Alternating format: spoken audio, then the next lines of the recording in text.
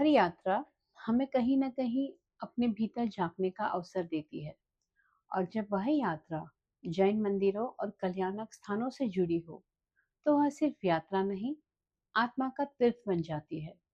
ऐसी ही एक पावन यात्रा है केवल ज्ञान कल्याणक संघ यात्रा।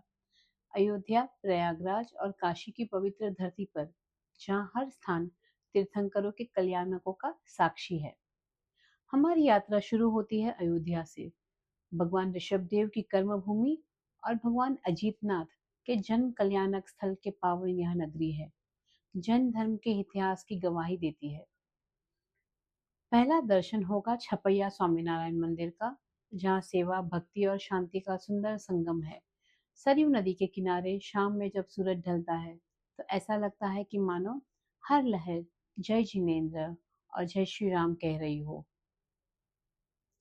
दूसरे दिन अयोध्या में दूसरे दिन हम करेंगे जैन मंदिरों का दिव्य दर्शन। यहाँ स्थित भगवान अजीतनाथ जन्मभूमि मंदिर हमें याद दिलाता है कि यह वही भूमि है जहाँ द्वितीय तीर्थंकर भगवान अजीतनाथ ने अवतार लिया था। उनके जीवन का संदेश, संयम और करुणा आज भी यहाँ की हवाओं में बसता है। फिर दर्शन करेंगे राम जन्मभूमि के और सरयू घाट के, जहाँ आध्यात्मिकता का अनुभव हर ओर है। शाम को अयोध्या का लोक दर्शन आत्मा को स्थिरता देता है। तीसरा दिन, आज हम चलेंगे रत्नपुरी जैन तीर्थ क्षेत्र की ओर।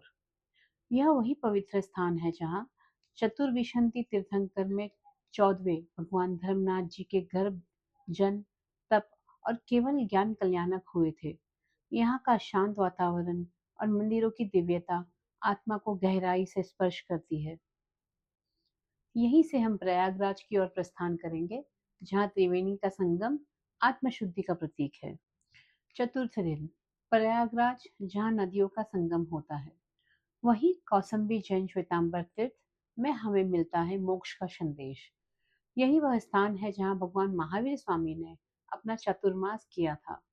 यह मंदिर साधना और ज्ञान का केंद्र है, जहाँ आज भी साधु साध्वियों की उपस्थिति उस दिव्य ऊर्जा को बनाए रखती है।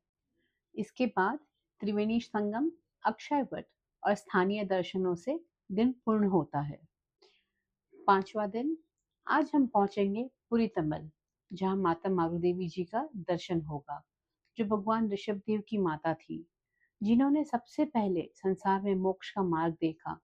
यह स्थल मातृत्व, त्याग और आध्यात्मिक शक्ति का प्रतीक है।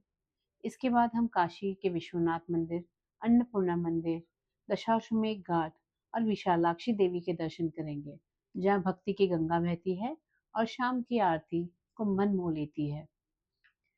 काशी में अगली सुबह आरंभ होगी भेलपुर श्री पार्श्वनाथ भगवान मंदिर से, जहाँ 24वें तीर्थंकर भगवान पार्श्वनाथ ने तपस्या और उपदेश दिए थे। यह वही भूमि है जहाँ करुणा और अहिंसा का दीप जला था। फिर दर्शन होंगे सारनाथ जैन मंदिरों के, जहाँ भगवान श्रेयांसनाथ की उपस्थिति का अनुभव मिलता है। साथ ही सिंहपुर, यह वही स्थान है जहाँ भगवान श्रेयांसनाथ का जन्म कल्याणक संपन्न हुआ था। हर मंदिर हमें यह सिखाता है कि सत्य और अहिंसा ही आत्मा का मार्ग है। शाम को गंगा आरती और काशी की गलियां भक्ति, सौंदर्य और शांति का संगम बन जाएगी।